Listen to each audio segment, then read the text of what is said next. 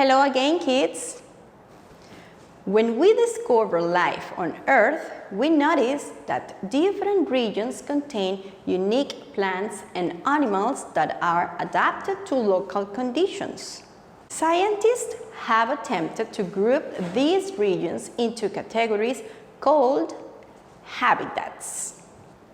A habitat is the natural environment where an animal, plant, or other organism lives.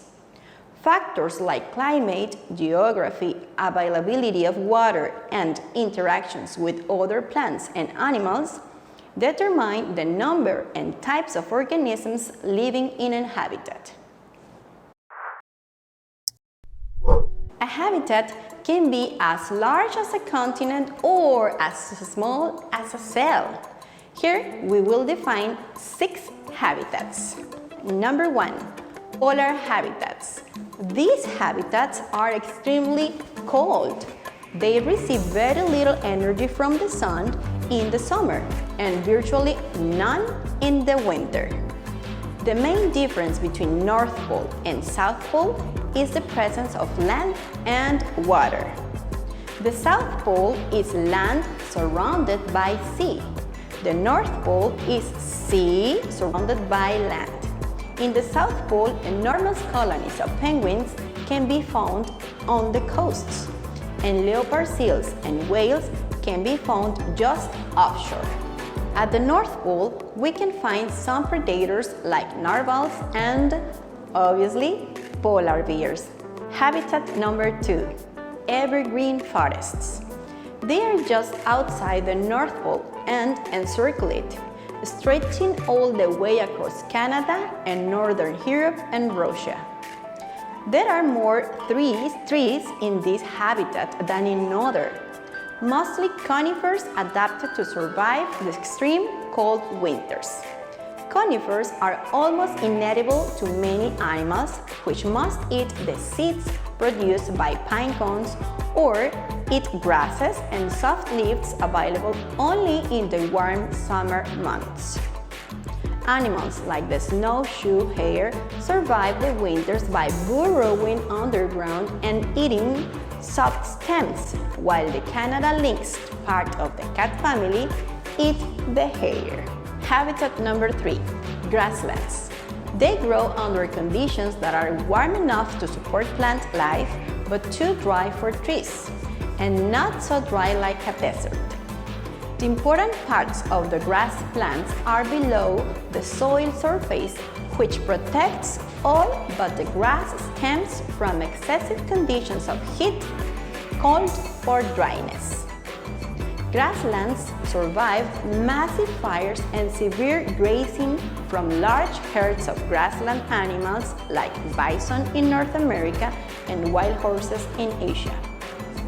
Grasslands support the largest collections of mammals on Earth in places like the African savanna, and in turn, the herds support the largest land predators on Earth like lions, hyenas, and crocodiles. Habitat number 4, deserts. They form in the driest places on Earth. Although many of them are hot like the Sahara or Atacama, they don't have to be. Cold, dry places are also deserts, such as the Gobi Desert in western China and Antarctica. Water is absolutely essential to life, as we know it, obviously. The plants and animals that survive in these places need to be able to get by on minimal quantities of liquid water. The plants best adapted to deserts are succulents, including cacti like the saguaro. When it rains, perhaps only once a year or so, the roots absorb tons of water into the plant, which allows it to survive until the next rain. Some insects get all the water they need by eating the wet tissues of plants, and many desert animals, like the fennec fox, are only active at night, when the air is less dry and temperatures are less extreme. Reptiles like sidewinder snakes are well adapted to these habitats due to their scaly skin, which has excellent water retention abilities. Tropical rainforest. They have the perfect conditions to support plants on land. They are warm, bright, and wet.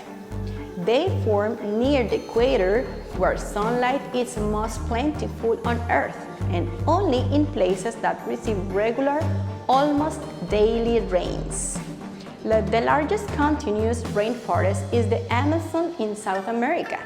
The Congo rainforest in Africa is also quite large. There are rainforests on the islands in the Indo-Pacific, such as Borneo, New Guinea, and Indonesia. These forests are the most biologically diverse places on the planet. The plants grow so thick that very little light reaches the ground surface, so plants must compete for their share of canopy space. Many animals have found ways to travel from one treetop to the next without having to travel across the ground by swinging, jumping, flying, or gliding, as is the case for the flying lemur. And habitat number 6, oceans. These cover most of the surface of the Earth and are the largest habitat due to their depth. Plants growing in the surface water of the world's oceans have plenty of sunlight and unlimited water, but their growth is limited by mineral availability. Seagrasses and weeds grow in shallow waters rooted to the seabed, but free-swimming microscopic algae and plankton make up the vast majority of biomass in the ocean. Herbivorous animals in the ocean can filter feed on these microscopic plants. Some species can be found only in certain locations like near coasts or in deep waters. Others are so well adapted that they can be found in almost every ocean environment, like the starfish. Each of these habitats is interconnected, and each of the plant and animal species living within them depends on and influences the others. These are complex communities that often defy any classification, and attempts to make a short list of habitats, it's bound to be an oversimplification. Okay, kids. How many habitats did I explain you? Let me know in the class. I will see you soon. Bye bye.